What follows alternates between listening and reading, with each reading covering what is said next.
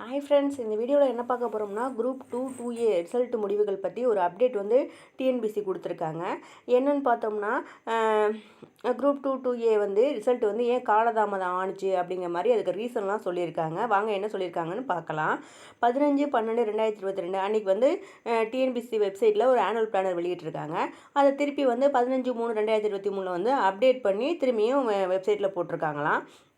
இந்த annual planar படி 2023ஆம் ஆண்டில் வந்து பார்த்திங்கன்னா 14 தேர்வுகள் வந்து நடத்தியிருக்காங்களாம். இந்த தேர்வுகளில் மொத்தம் 20 லட்சம் பேர் வந்து தோராயமாக கலந்துக்கிட்டு இருக்காங்க.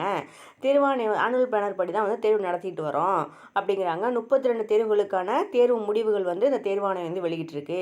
வெளியிடப்பட்ட முடிவுகள் அடிப்படையில் 12,500 பேர் வந்து அரசு பதவிகள் வந்து வாங்கியிருக்காங்க அப்படின்னு சொல்லியிருக்காங்க. அடுத்ததில் என்ன சொல்லியிருக்காங்கன்னா, தொகுதி 2 முதன்மை எழுத்து தேர்வு வந்து அந்த இடைத்தாள் திருத்துவாங்கள்ல, அந்த பணிகள் வந்து நடந்துக்கிட்டு இருந்தாங்க. ஒரே டைமில் வந்து நிறைய தேர்வுகள் வருது, அதை வந்து நடத்த வேண்டியது இருந்துச்சு.